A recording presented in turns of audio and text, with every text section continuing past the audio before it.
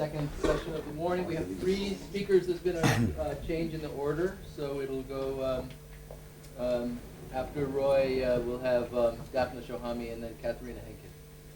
Okay. So without further ado, Roy is going to tell us: Are you experienced? Hendricks reference: Reconstructing the subject of conscious experience. Thank you. Okay, good morning, everyone. I would like to first thank the organizers for inviting me and what it looks like a fantastic conference, which also gave me the perfect opportunity to score another point in my now 10-year-long competition with a colleague about using music titles for articles and talks. Right? And today I want to talk about something which I think is very much underrepresented in the study of consciousness in general, and this is the subject of conscious experience, or how we get subjectivity, and how this actually interacts with what we call perceptual consciousness or visual awareness, which has become the mainstay of the consciousness science. Okay? So when we talk about our conscious experience, what it really is an experience which can be divided artificially into two parts. There's something on the outside, okay, and this somehow reverberates within our apparatus, okay? And we get some kind of internal representation, some quality, some feeling of what this is like, okay? But there's two parts to this. One is there's an object which occupies our consciousness at that moment. Okay? This is our experience, our qualia. But the other side of this, which is often kind of mulled over, is there's an I, there's a subject who is having this experience. And the two are inseparable. I mean, they happen together. Now, of course, we don't experience this as two different things. I have my conscious stream, which has all these images and feelings and quality and all these fantastic or terrible things that come into my mind, okay? And this is kind of me. And these happen together, okay? But this is not how this has been studied, okay? Most of the study in the consciousness world has been done on perceptual consciousness, on what are the conditions making something appear within my conscious stream, okay? There has been other work which has looked at bodily self-consciousness, or what are the underpinning strata allowing subjectiveness, okay? But I think what we're really interested in is how these two things come together. How do they interact, and how do we get this conscious experience? And by isolating them separately in two different streams of study, okay, we have not been able to answer important questions about how we get this unified experience of consciousness. Okay? So I think one of the problems is actually this was kind of born by original sin. So the renaissance of our field of studying consciousness started off with a huge omission. Okay? And I quote here from Crick and Co. from 1990. We made the plausible assumption that all forms of consciousness, seeing, thinking, pain, employ at bottom rather similar mechanisms, and that if one form was understood, it would be much easier to tackle the others. We then made the personal choice of the mammalian visual system as the most promising one for an experimental attack. This choice means that fascinating aspects of the subject, such as volition, intentionality, and self-consciousness, to say nothing of the problem of qualia, have been left on one side. So we started off, and this was a good point. I mean, consciousness was kind of, something you could not even speak about in scientific circles properly, okay? This was a good point to make starting off. Go with what we know best, what we understand best, and we'll get to the other things later. And that has somewhat happened, but still, if we look at what we're really studying, and this is a plot we made of articles, a number of articles holding the word consciousness awareness, okay? And you can see that what we're studying visual consciousness and awareness, okay? To some lesser extent, other senses have also come in, okay? But what we really know about consciousness, the majority of it is visual perceptual awareness, okay? And this is not our real conscious experience. It's part of it. But it's the one most easily studied because it's very easy to manipulate visual consciousness, very easy, we have very good paradigms, and they're practical. They've taught us a lot about what are the cognitive and neural mechanisms that kind of bring stuff into consciousness or stuff is left out of it, okay? But this is not the whole story, and we have to remember that maybe we're making a mistake of equating what we discovered of visual consciousness with consciousness itself, okay? So today what I want to talk about is how subjectivity, or the subject of conscious awareness, is formed, okay? And this is what we're going to call the sense of self. I'll talk about the sense of self a little bit.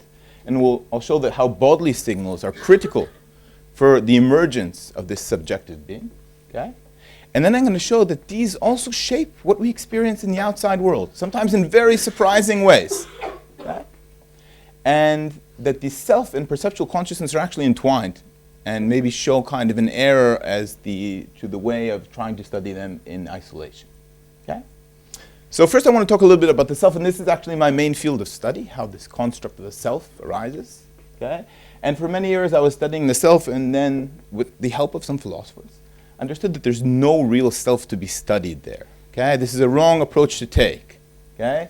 In fact, what I have found through my studies is that there are many different types of self.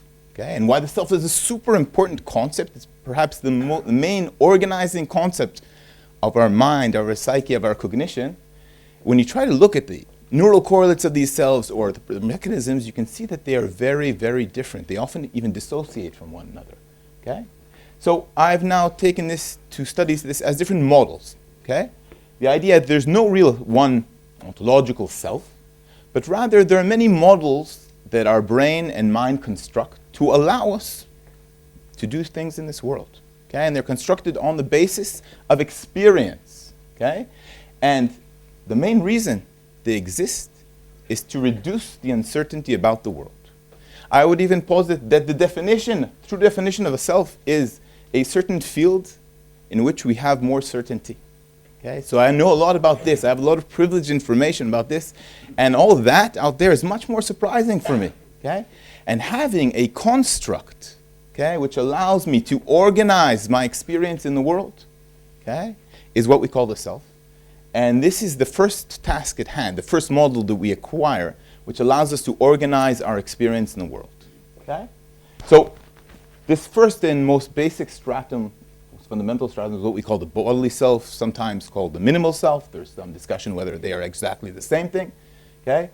But the idea of this bodily self is that this is the most basic, implicit, okay, automatic representation, which allows me a representation of myself as an embodied agent in the world. The feeling that I am here, that I exist, is built through a basic representation, allowing me to put my mind into a physical entity and experience the here and now through the sensory streams that bring it about.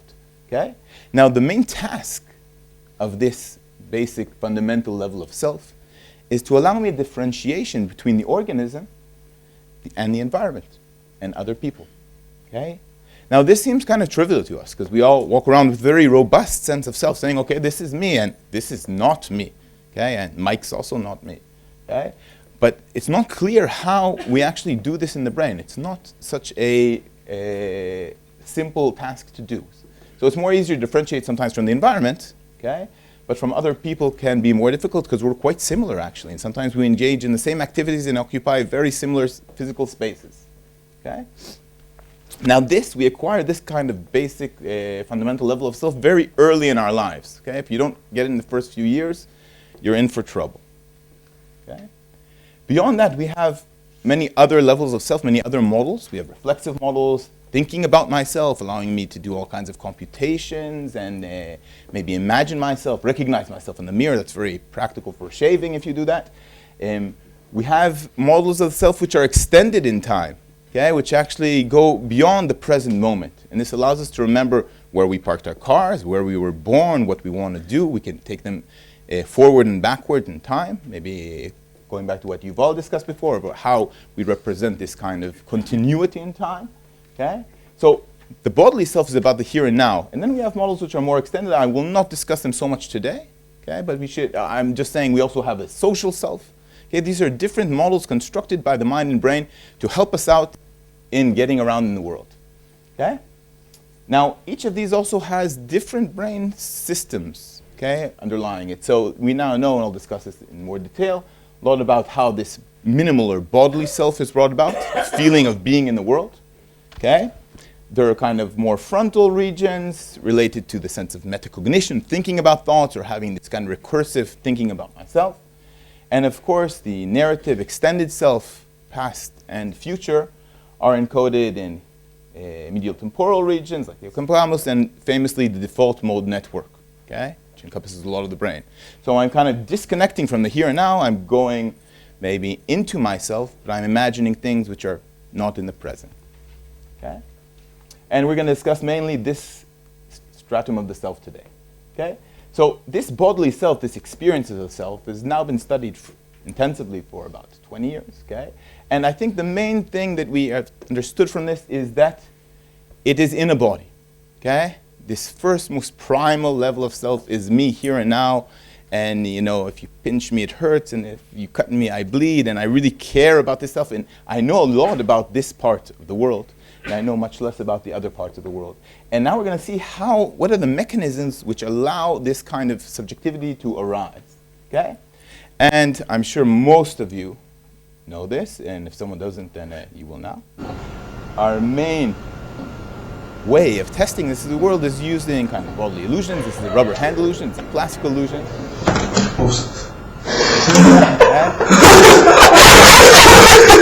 And in this illusion, what we do is we give someone a rubber hand, which he knows is a rubber hand, okay, which is a proxy to his real hand. His real hand is hidden from him.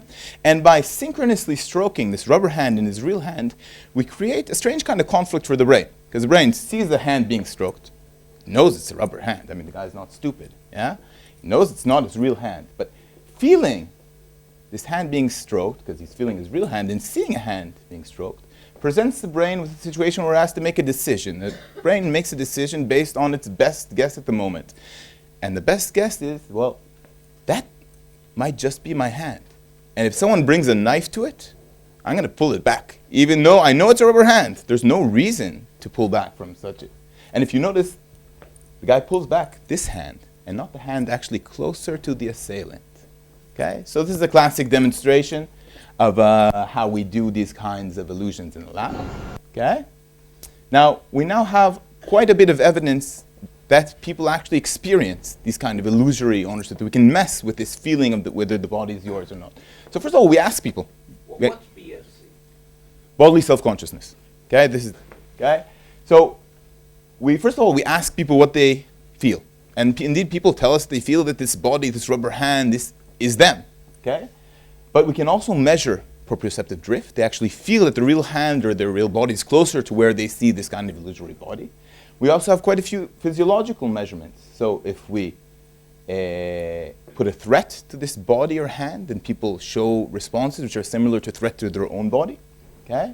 There are changes in temperature, okay, during the illusion, which don't happen in a control condition. If you do this asynchronously, which is our typical control condition, then you don't get this illusion, you don't get these effects.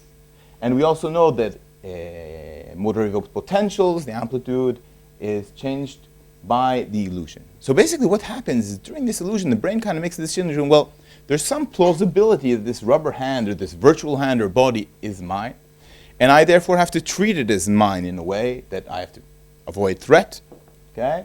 And maybe I kind of recalibrate the position of how I think my body is in space. Okay? Now, we also have a lot of neural data by now. We have neuropsychological data, but an abundance of fMRI data. We have cortical stimulation studies showing that when you stimulate the tempoparietal junction, people feel that they're actually leaving their body, get an out-of-body experience, which can be induced by this kind of stimulation. We have very nice ECOG data now, from Harvard actually. And we also have some intracranial EEG showing that the way people process their cardiac, the heartbeat evoked potential differs as a function of the illusion. So the illusion has a lot of behavioral, physiological, and neurological effects, okay, that have now been studied for quite a while. And we believe that this kind of multisensory integration, the bringing together of different sensory signals in a kind of a more statistical inference model, is what allows us to build this first sense of self. Okay? Now, one of the interesting things is here we showed in rubber hand a visual tactile synchrony. Okay? But it doesn't have to be visual tactile. Okay? It can be done on a full body in a visual tactile by stroking someone's back, and then you feel that that person you see outside your body is you. But also we can use even more strongly sensory motor correlations. So if you move your finger and you see a virtual hand moving at the same time, this is a very, very strong cue that this is you. Okay? Even stronger than the kind of This gets really weird after a while looking at, so be careful. Okay? Recent studies have now shown that you can also even use internal signals from the heart. Well, it's really strange seeing everyone do that. Okay? You can use internal signals like cardiac signals, and if you project them out, okay, onto a hand or onto a body, then there is some affinity with that virtual body or virtual hand. So projecting an internal signal outside of our body onto a plausible, has to look like a hand, has to look like a body, surface, causes us to feel an affinity with that and feel some of these subjectivity or feel that that body is ours. Okay? So this bodily self is formed through the integration of efferent, exteroceptive, interoceptive, multisensory signals, where brain is trying to build the best story it can with what it has. Okay? And there's mounting evidence that this is done through some statistical inference. I won't say Bayesian, but maybe it is. Okay? But the question is, how does this relate to our perceptual awareness? What does this kind of sense of body have to do with our perceptual awareness? Okay? And a while ago, I've studied that in a few separate modalities. So we kind of use continuous flash suppression. And for those who don't know it, so we present one very salient stimuli to in one eye. And then we can show something in the other eye, and people don't see it for a while. And then after a while, this stimulus kind of pops into awareness. And we usually take the time it takes for this stimulus to come into awareness as a dependent measure for how interesting it is to the brain. Okay? And what we did here in this study is we showed people, we had them hold their hand either like this or like this. Okay? And we showed them hands that were masked by continuous flash suppression. And we checked how long it took a hand to break into awareness as a function of its compatibility with the proprioceptive signal of the real hand. So is it the same or is it not the same? Okay? And what we found is when it is the same, okay, palm up or palm down, but when what you're not seeing, okay, and what your hand is actually, the position of your hand actually is, it comes into awareness faster, suggesting that this multisensory, this proprioceptive to unconscious visual matching actually facilitates the formation of consciousness. The brain would prefer the logical story in which the hand in front of you is actually in the right position rather than in the wrong position, okay? And there has recently been some nice work by Jakub Limanowski showing in the MRI that the matching of these two signals, the proprioceptive to visual, okay, actually involves regions in the parietal and occipital lobes, including body-sensitive regions, MRI, meaning that these signals go back, propagate backwards, and impact our visual regions. Okay?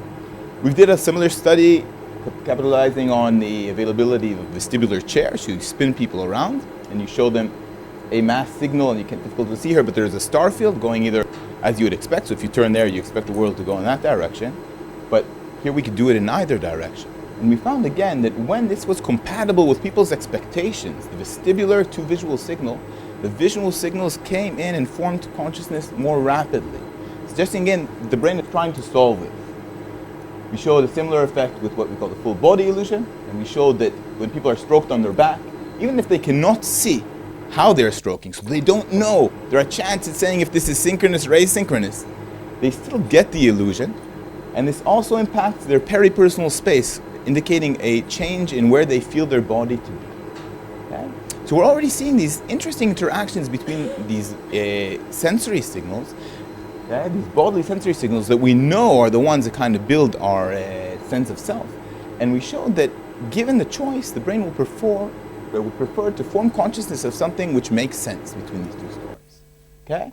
There's a very nice work by the Arison lab using a binocular rivalry, showing that when you do the rubber hand illusion, there's actually more dominance for the synchronous condition, and this actually correlates with how strong people feel the illusion. Okay, so if you feel that this rubber hand is yours, you're going to stay, your brain is going to prefer to see that than to see the other stimuli. Okay?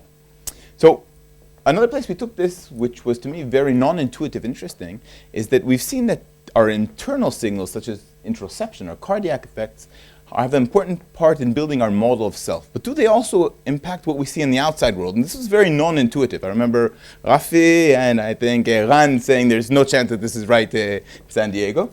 So what we did is we hooked people up and we recorded their ECG signal. Okay? And we showed them a stimulus which could either be pulsating at the frequency of their heart, or at a different frequency, or a different phase. We did many experiments, and we masked this. And we asked the same question: will something which is linked to your heartbeat come into awareness more rapidly or more slowly? Will it be more easy for you to perceive? But here our hypothesis was that because this is part of your internal model, and you're not really expecting to see this on the outside, it's going to be more difficult for you to see. And indeed what we found is it takes longer for a synchronous cardiac signal to come into awareness than the asynchronous one. Okay? We replicated this over several experiments. We also did visual crowding, which is a different type of consciousness, and we had the central stimuli which you have to pulsate either synchronously or asynchronously.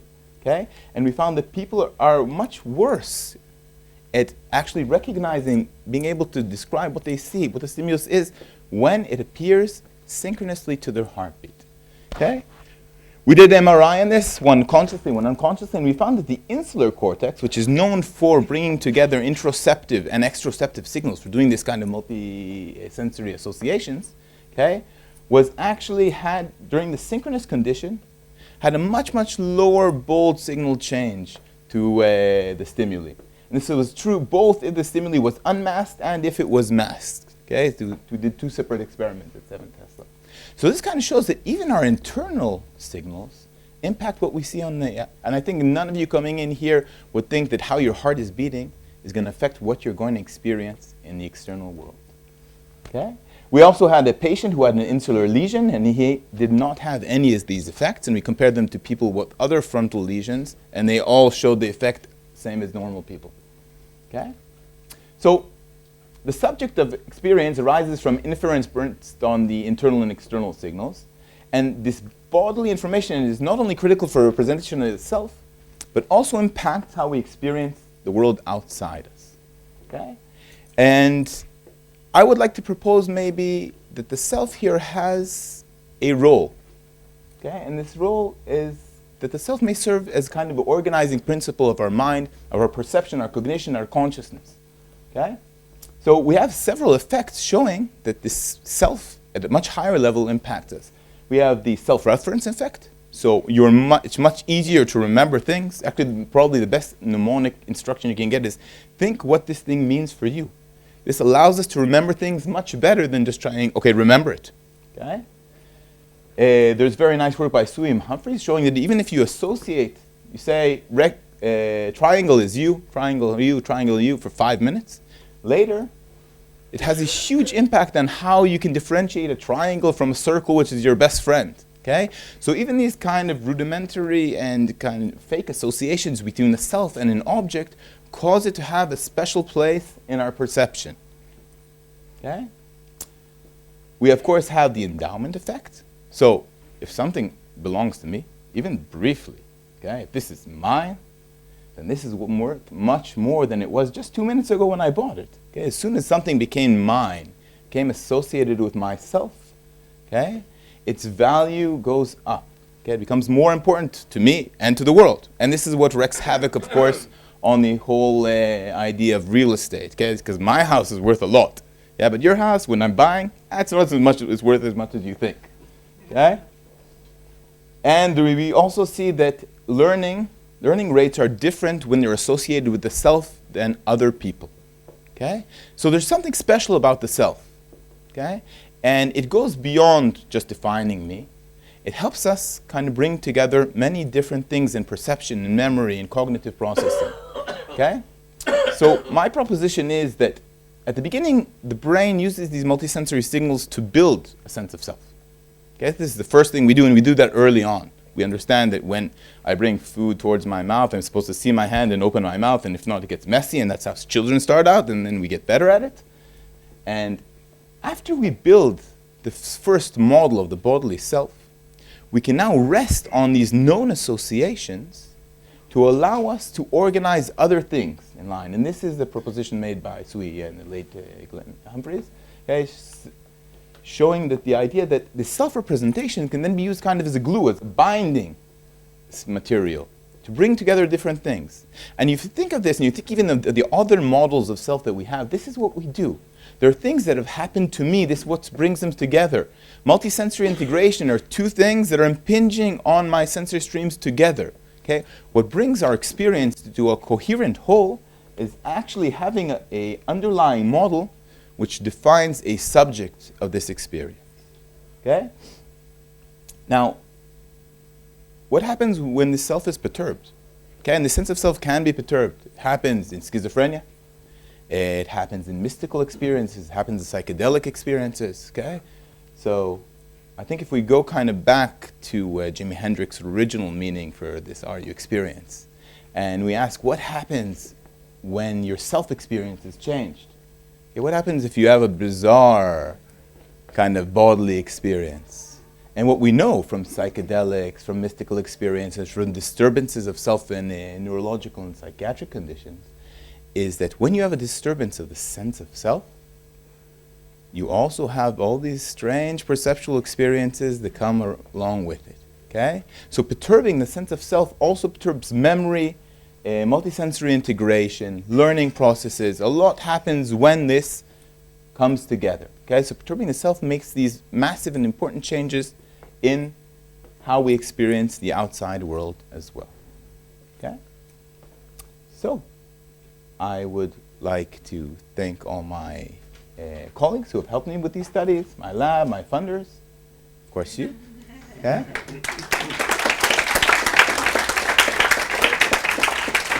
And just before questions, I'm going to take 1 minute to remind everyone. Okay? Half of you are on the organizing committee and many others are keynotes, okay? But this year we're holding the annual conference of the Scientific Study for Consciousness in Tel Aviv in June. Everyone is very much encouraged to join us there and to be there. People who give keynotes here have to give another keynote there.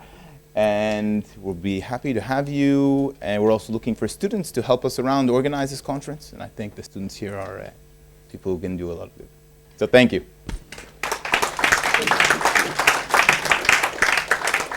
Questions? Beautiful results, but I wonder some of the results that you quantitatively that you reported, you showed are statistically significant, but others small. Can we rely on these minute differences to build a theory of the self? So just tell me which result you're talking about. Just tell me which result you're referring to. Well, differences in reaction times or an emergence of things to consciousness. Okay, fair enough. So differences, okay, so this whole process is a bit messy in the sense that you also have other things here. I'm not saying that, okay, there's always a fine balance. In a way, what I think is that the brain wants to bring to consciousness the most likely story, okay? And this is what happens. We see this in reaction times. You can also see this in accuracy. But it does not ignore what is out there. This would also be foolish. Okay? So if I have my hand like this and I'm looking down and there's a hand like this, I should see that. That's important for me to know that something is maybe wrong. Maybe someone's is grabbing my food and I should push him away. Okay? But in a borderline state, okay, where kind of things are kind of equal, the brain has a tendency to this story, which brings together its proprioceptive, its sensory information from multimodal, and pushes visual consciousness towards that. Okay? This is the way I see it. So I agree, but if you look, for instance, maybe I think the strongest and most surprising result to me was the visual crowding. Okay? The fact that you see there's a 15% difference in accuracy if something pulsates at the rate of your heart or not. Okay, that is very strange. I mean, that's another minute effect. But I agree, many of the effects here are stuff that you would notice in the laboratory, not so much outside the laboratory. I have a question about anosognosia. I was wondering if you could say a few words about these patients that have a lot of evidence that their left arm is paralyzed, for instance, but they may still conclude that it's okay. And whether what you said can help us understand. I think it's one of the important mysteries of consciousness are not very well explained at the moment. I find that question, along with the question of the alien hand syndrome, yes, amazing. Okay, so when you think about the body is a model in the brain. Okay, for me the body is a model in the brain, and the fact that physically something has been removed, okay, does not mean this model subsides. This is why we have phantom limbs and phantom pains, okay?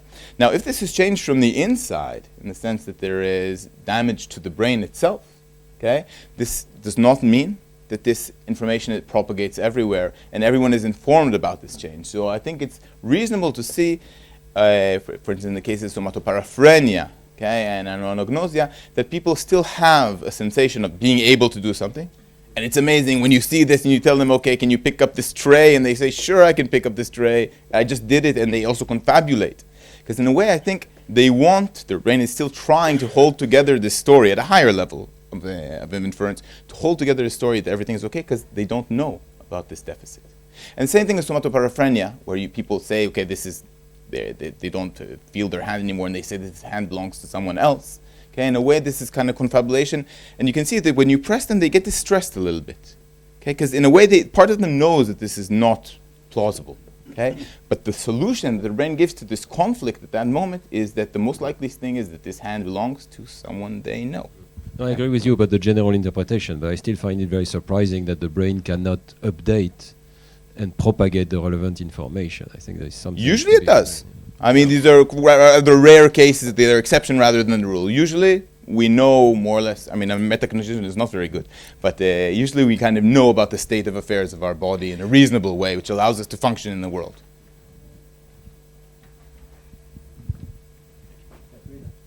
So subliminal perception is modulated by importance and emotionality. If something is important to me or emotional to me, I can perceive it earlier or later. Repression is perhaps this bodily self just another aspect of something which is important or emotional to me. Is it special, or is it just one aspect of this rule, which things that are important or emotional are perceived differently?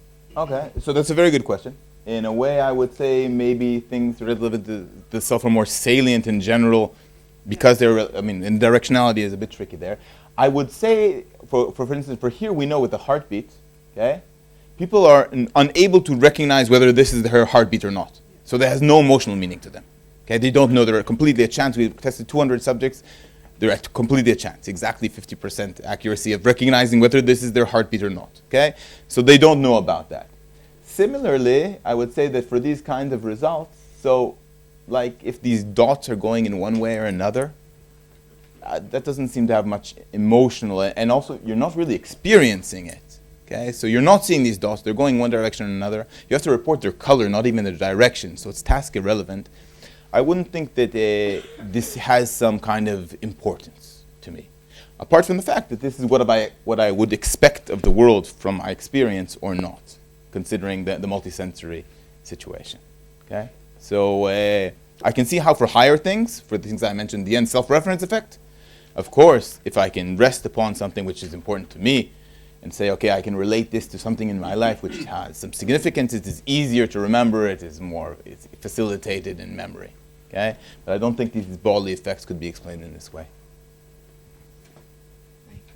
Yes, please. So you were saying that perhaps our bodily conscious is what organizes the rest of our perception, if I understood you correctly. Like the perception is organized around it. And I saw you also mention some research in VR. And really, a lot of research has been done with embodiment in different bodies, and bodies that are changed or that are not, or are weird and cannot exist, like huge bodies or huge hands or whatever. And many of them were done by also Jaron Lanier, and he said that he feels that although people can experience different bodies that can affect their experience of the world, that something still stays the same at the end. So would you say that, what would you say to that? Like maybe something else is what is at the center, or maybe he was just referring to the reflexive self, like you mentioned. Okay. So I think it's important to think about, there are two different parts here, and experimentally they're kind of difficult to tease apart. When you talk about body ownership and we ask someone, well, did you feel that was your body? We're tapping into something very explicit and not very natural. Okay? I mean, But naturally, we feel this. I feel this in my body, and I feel I can control it, and I don't even think about that. It's so obvious to me. So the implicit part, what we call feeling of agency, rather than a judgment of agency, which is often how we measure it by asking, is something very different. And I think that this is the basic thing that we're talking about in the sense of being a person in the world and a bodily self. It's this implicit feeling. When you wake up in the morning, you can I can feel this, at least I don't know about you. I can feel this cascade. First of all, I feel that I exist again. And I exist and I have this body. Okay? And I feel these bodily sensations rushing in. I may be cold, I may be warm. Okay? And then I feel some reflexivity come back. I say, oh, that's me. And then the episodic self comes in and says, oh my God, I have to get up and go start my day. Okay? So I can feel this cascade of selves coming back to me. And actually, when you go to meditation or mystical or psychedelic experiments, usually these selves are shed in the same order.